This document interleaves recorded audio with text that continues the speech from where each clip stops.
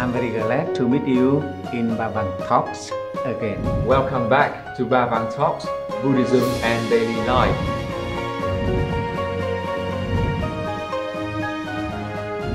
Hello everyone, welcome back to Ba Vang Talks, Buddhism and Daily Life. I'm Dan Vũ and I'm very happy to see you again.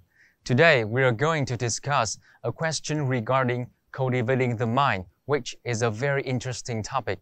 And now please welcome and pay respect to Thầy Thich Thay Minh, the abbot of Ba Vang Pagoda. And today we are going to meet our special guest again, Mr. Brook Berthollet, who appeared in the episode 6 before. Namo Shakyamuni Buddha, my sincere salutations to Thầy.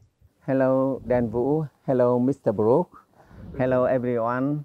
I'm very glad to see you again. Venerable Master, good to see you. Dan Vũ, good to see you too. Good to see you, everyone. As you remember in episode 6, Mr. Brook Berthollet had a question for Thầy regarding mindfulness and awareness. So today, after social distancing in Vietnam, he's got the chance to go back to the pagoda and learn more from Thay's teachings. So I know that it's been about 4 months since you last joined the activities of the Buddhist community here at the pagoda.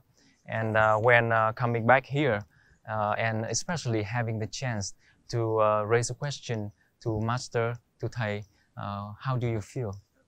I am so extremely grateful. The time of the pandemic was a very difficult one for me, but I had a wonderful model in Vietnam. It was a beautiful job that the government and the people did. Everyone had acted for the common good, and the results were fantastic. I do wish that the same lesson that you provide as a country, that my own country would learn. And I am so happy to be back. I'm so happy to see you. I am so happy to see everyone else. It feels like a very long time. I have your teachings in isolation, but having you directly is not the same. It's not the same thing. So I'm very happy. I'm very happy to be back. It's like a family, and I feel at home. Thank you so much. So now, what question do you have for Thầy today? Yes. Most dear Venerable Master, please address heedfulness for me so that I receive and put it into effect as the right means on my journey. Does it mean solely that I will be very careful about all that I am doing and judge myself according to the results of my actions? That my intentions are pure, genuine, and that I have been scrupulous in all that I think, say, and do during my life. Yeah. Dear Mr. Brook, dear Dan, I'm very touched when receiving this question from Mr. Brook.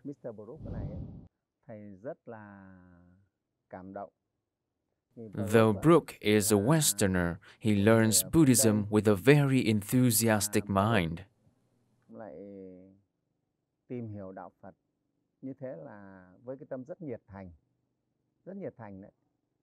And even in Vietnam, not many Buddhists can ask such a question.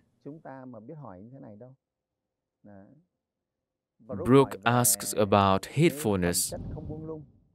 He wants to know how heedfulness should be understood for a proper application. And to him, heedfulness means that he will be very careful about his behavior and judges himself according to the results of his actions. That is how he sees it. I'm very happy to receive his question because it is about a very important quality of a Buddhist practitioner. Heedfulness is a very important quality. Before entering Nirvana, the Buddha also taught bhikshus that they had to always remember impermanence and stay heedful. In his last words before entering nirvana, the Buddha reminded all bhikshus not to be heedless. Therefore, Brooke asks a question that is very meaningful and important to Buddhist practitioners. To answer his question, I'd like to quote from two sutras in which the Buddha spoke about the importance of heedfulness.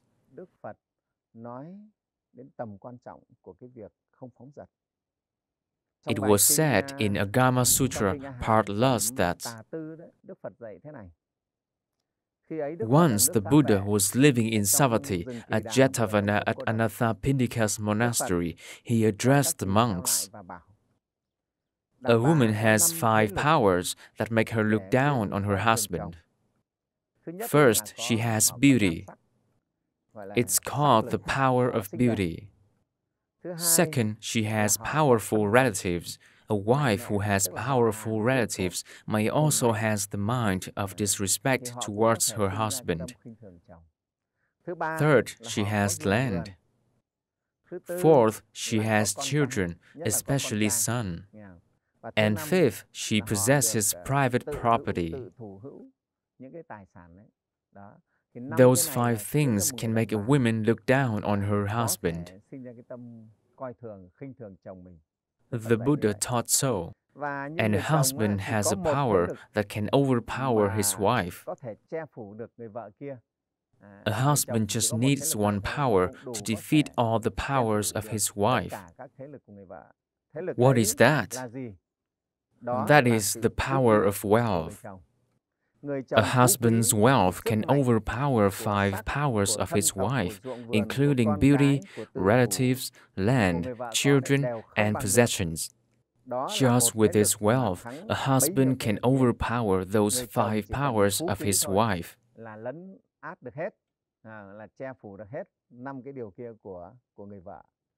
A wife relies on 5 powers to overpower her husband, but a husband just needs wealth to overwhelm his wife.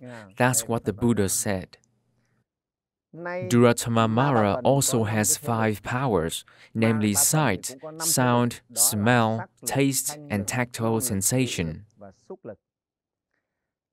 And ordinary people are attached to these 5 desires. So it is impossible for them to escape the trap of Mara. The Buddha said that Durattamamara had 5 powers, namely sight, sound, smell, taste, and tactile sensation.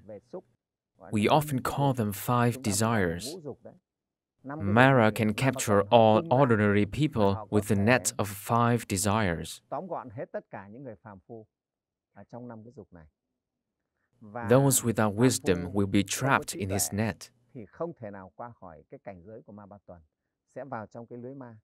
Once Mara throws the net of 5 desires, most ordinary humans will be caught.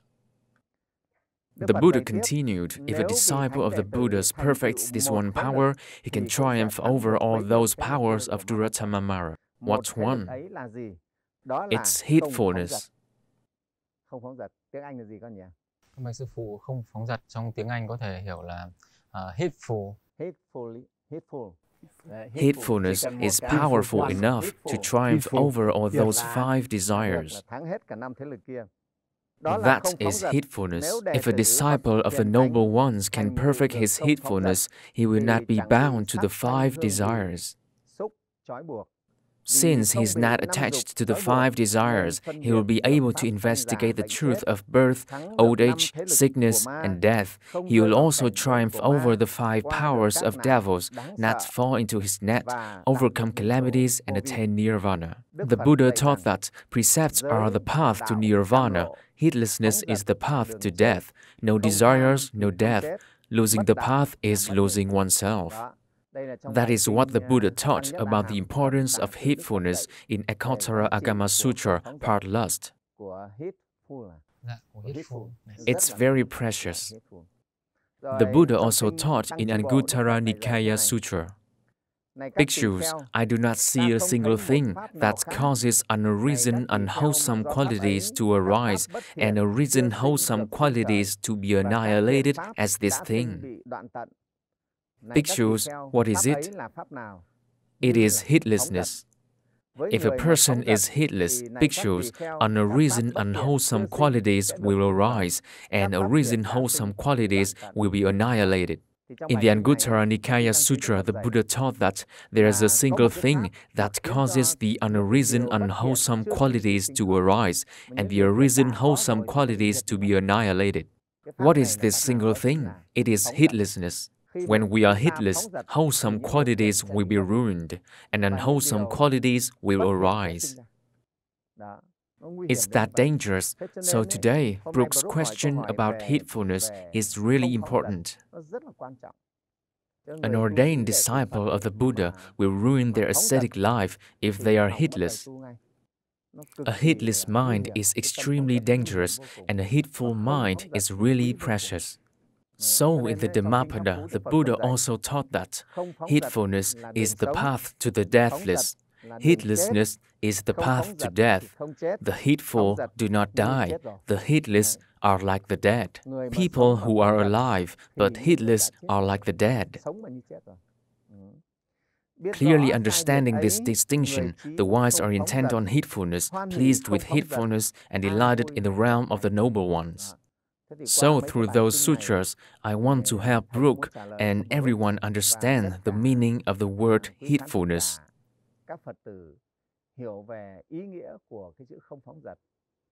The Vietnamese meaning of heedlessness is phóng dật, which originated from kanji. It means the state of letting go, letting loose, and holding on to nothing in a careless manner.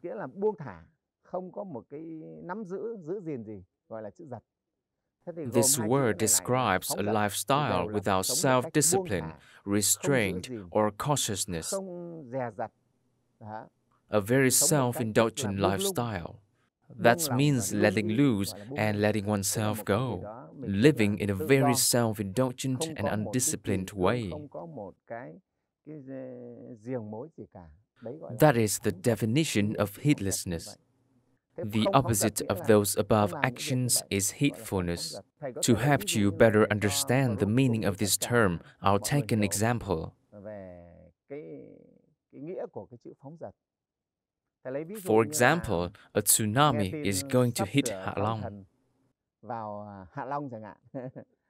Seeing that, a married couple tells their two sons, "Move quickly to Ba Vang Mountain to avoid the tsunami. You must go fast. It's urgent." Obeying their parents, the boys immediately set off together. Of these two, one follows his parents' directions and goes straight to Ba Vang Mountain.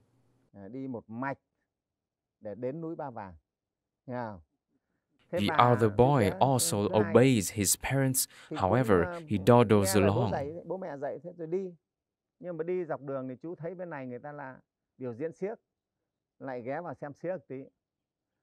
On the way, he drops by many places, a circus performance, a chess match, a gambling match, and a buffalo fight.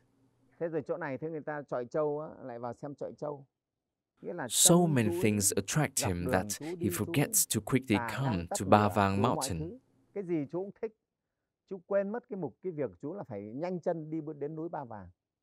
He forgets his goal and is also unaware that he may be arrested for watching the gambling or gored to death by the charging buffaloes. And he keeps dawdling. When the tsunami occurs, his parents have already reached the destination, expecting that their son has been there too. However, they can't find their son because he has been washed away by the tsunami. That's an example of heedlessness. You see, the second boy can be considered a heedless person. So, what is a heedless person? A heedless person is the one who lives without a clear purpose or an ideal, like the boy forgetting his goal of reaching Ba Vang Mountain to avoid the tsunami. Tsunami is very dangerous. It can sweep away a whole city and everything in its path, thus killing us, but he forgets that. He was totally tempted into pleasures arising on the way without being aware that he can be arrested for watching the gambling or go to death by charging buffaloes. Though it's very dangerous to watch those amusements, he isn't aware of all the dangers. So he is engrossed with his pleasures, forgetting his aim without alertness. That is the meaning of heedlessness. I imagine a heedless mind is like a sack of potatoes.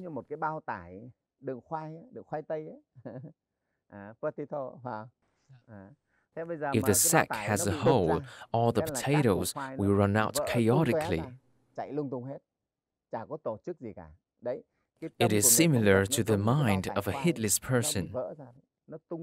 It means they have neither direction nor purpose. Thus, they can't fulfill any purposes and will get stuck in all traps of life.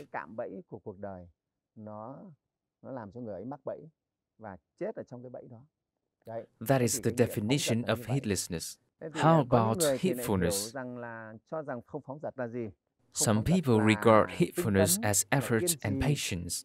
Of course, that's right to some extent, but not completely. Effort includes both right effort and wrong effort. Wrong effort can be called heedfulness. Some people interpret heedfulness as effort and patience. Only if effort refers to right effort can they be considered heedfulness. Constantly staying mindful can also be considered heedfulness.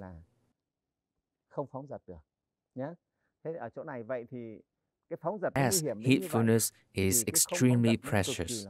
So Buddhist practitioners must be heedful. They should always be aware of the danger of heedlessness. In the sutra, the Buddha taught that just because of heedlessness, unwholesome qualities can arise, and wholesome qualities can be ruined. Even if we possess many virtues, a heedless mind will ruin them all and give rise to bad qualities. That's why the Buddha taught heedfulness is the path to the deathless, heedlessness is the path to death. The heedful do not die, the heedless are like the dead. As Buddhist practitioners, we aim at attaining perfect enlightenment and liberation. That is a lofty and noble goal, and the path to it is very long. That's why many Buddhist practitioners turn heedless on that path. They forget their noble goal on the path. Likewise, the boy forgets to reach Ba Vang Mountain to avoid the tsunami. He is distracted by amusements on the way. So, to keep our mind heedful, we need to practice the following. First, Buddhist practitioners must set a clear purpose.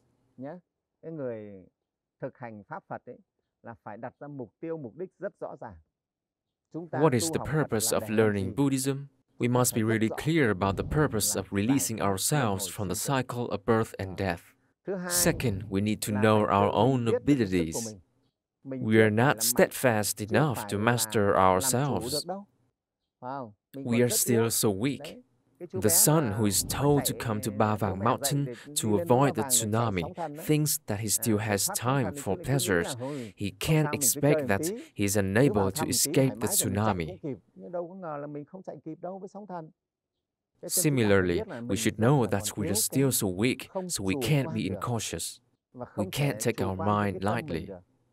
The Buddha taught that monks couldn't believe their mind when they hadn't reached arhatship. Our mind can lead us astray, so we can't be incautious. We must know that we are still very weak, so that we don't underestimate situations which can tempt and trip us up. That is the second thing. Third, we must be aware of the dangers of the 5 desires. We must see the dangers of temptations of the 5 desires. We must be aware of their dangers. Wealth, beauty, fame, food, and sleep are all very dangerous temptations. We must be aware of those dangers, like a honey drop on a knife blade. The wise see the danger that licking the honey drop may cut their tongue, so they won't do that. However, those who are unaware of that danger will lick the honey drop, thus cutting their tongue. So the third thing is that we must be aware of the dangers of sensual pleasures.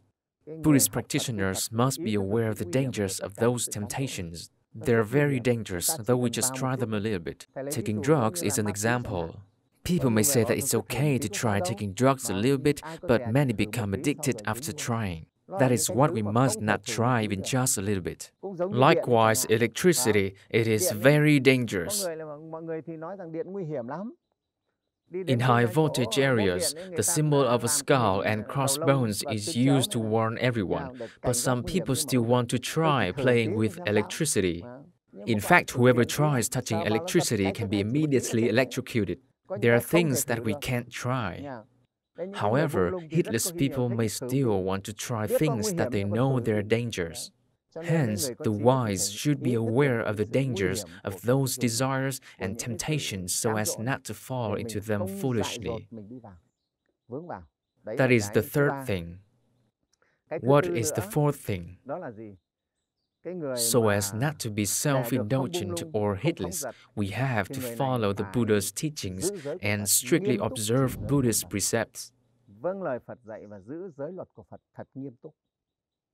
The precepts that the Buddha established are like a fence protecting us. Because we are weak, the Buddha established such precepts as a fence to protect us. Just like this tree, it was so weak that I had to stake it after planting to protect it. Similarly, as Buddhist practitioners, if we stay within the boundaries of precepts, we will be safe. If we disregard the precepts, we may go beyond the boundaries, thus not being protected.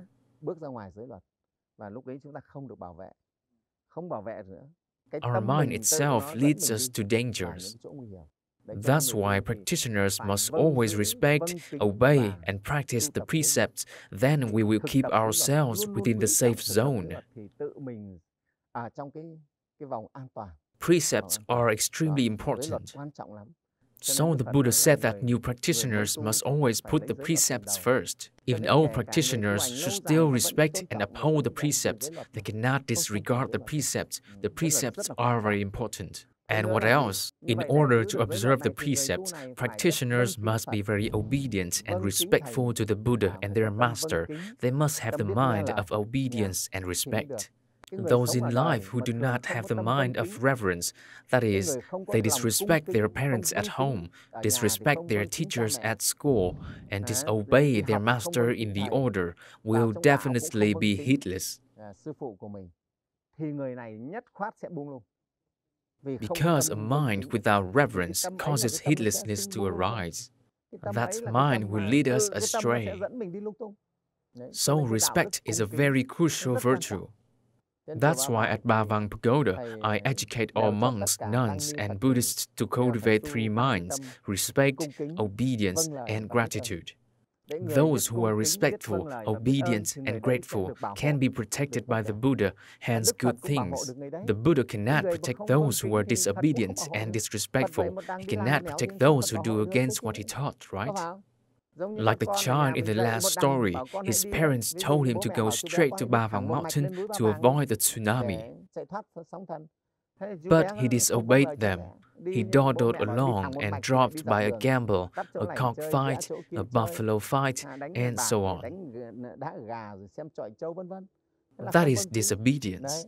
Because of that, his parents couldn't protect him for not knowing where he was. Thus, the accident happened. Very dangerous. So in the end, it is the mind of obedience that matters. When a person enters the Buddhist path with a full reverent mind, it is already a quality that protects them. Disobedient people are prone to be heedless. So I think the first things that a new practitioner should practice are respect and obedience. They are very important. In Vietnam, there is a story called Quan Âm Thị Kính about Tiểu Kính Tâm. When ordained, she was named Tiểu Kính. It was not a random name. It means a novice monk who knows to be respectful. The first lesson on demeanor that a newly ordained monk has to learn is to respect Sramana. They must learn obedience and reverence first. That mind helps a person master themselves and then enables them to practice the precepts. Having practiced the precepts, they can start to see the preciousness of the precepts and the danger of desires.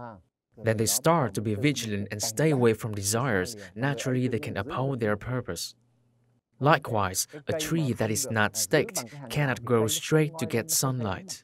So practitioners should practice the mind of reverence and obedience first. It is very precious. That obedience mind generates all good deeds later. Heedfulness is also derived from that obedient mind. The disobedient and disrespectful will certainly be heedless.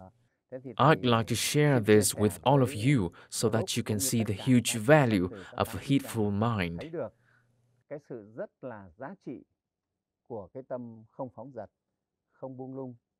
The start of a heedful mind lies in the mind of obedience and respect. Those who obey and respect their parents will cultivate themselves well when they enter the Buddhist path. In contrast, those who are unruly, stubborn, and disobedient can't cultivate themselves well. If they enter the Buddhist path, they must cultivate the obedient mind all over again. An obedient and respectful mind will lead us to the fruits of enlightenment and keep us away from depravity. Dear everyone, I'd like to share such a definition of the word heedfulness. Thầy Thái Minh xin chia sẻ ý nghĩa của cái từ mà không phóng dật đấy, nó là như vậy. Heedfulness means that we always remember our purpose, remain alert for the dangers, and reverently observe precepts. That is heedfulness. It is also synonymous with mindfulness. Those who stay mindful and vigilant can also practice the mind of heedfulness.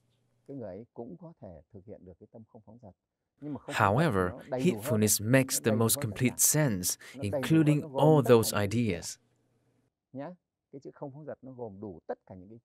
That's why the Buddha taught monks one word, heedfulness. Heedless people will get involved in bad deeds, let their mind run loose and fail to control it. It is very dangerous. That makes us unable to reach enlightenment. So it is true that heedfulness is very important. It is the crux of cultivation. And also in life, only the heedful can reach success. The one who always pursues pleasure, as in a Vietnamese proverb, where there's fun, there he comes, is a heedless person. They have no purposes in life at all. Those who live like a water hyacinth floating on a river aimlessly are the heedless. They never succeed in life or cultivation.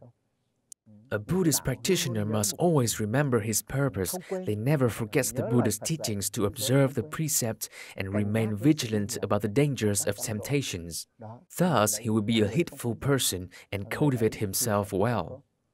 Truc also gives some queries about his practice. First, it is right for you to be cautious about your behavior. It's also true that you judge yourself according to the results of your actions, but the evaluation must be based on the Buddha's teachings. I don't know which standard you base your evaluation on. You must take the Buddha's teachings into account when judging your behavior and actions to see whether you act in accordance with the Buddha's teachings or not. If you do, it's all right. Then it's all right to have pure and genuine intentions and consider whether you are scrupulous or not. It also means that we often reflect on ourselves to filter our thoughts so as to purify our mind. That's good. It is within the definition of heedfulness too. The Heatless never reflect on themselves. They do everything without self-reflection and contemplation. Those who often reflect on themselves will not be heedless. Thus, what Brooke's been doing can be accepted. However, today I share this so that Brooke can thoroughly understand the definition of heedfulness. A heedful person is the one who always practices sense restraint to achieve their purpose. They never deviate from their purpose. It's heedfulness. I wish Brooke would learn, understand, and practice the Buddha's teachings more deeply to see the benefits of Buddhism, thereby living a happy and peaceful life. No matter what difficulties and adversities we encounter in life, we'll still find inner peace because the Buddha Dharma will uplift us.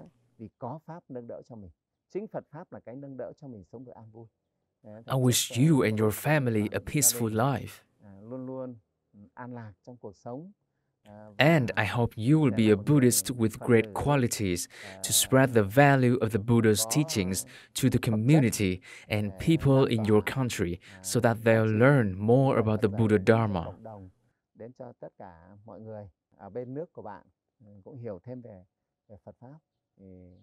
That's a great blessing.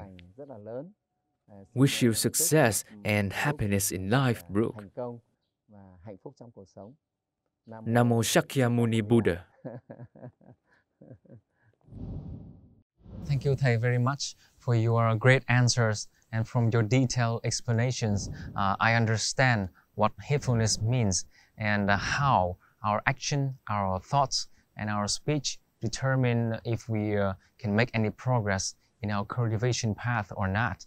I also hope that I will try to practice heedfulness to obtain benefits in my practice path. And thank you, Brooke, very much for a very, very interesting and very meaningful question to Master, to Thay today. And so what are your thoughts on Thay's answers? Dear Thay, like all good teachers, you have given me an awful lot to think about. And I really appreciated you always are able to illustrate your ideas with the story, and your story of the two brothers from How Long really made things very clear to me. Yes, sometimes I get very wary, and I don't know if I'm doing right, if I'm going along the path in the correct way, and you have made it very clear to me what it means to be heedful. It was something that I've been thinking about for a long time, and you have given me not only a beautiful answer, but a lot to bring into my own life and my own practice. As you said, yes, you want to live a good life. You want to live a life, a fulfilled life, and according, of course, to the precepts of the Buddha. And I can't thank you enough. I really, really appreciate you taking the time to answer that, because I have something now to think about and contemplate daily, on a daily basis. And it also brings me, of course, beautiful memories of you as well. So thank you. Yeah, thank you. You're Thank welcome. you.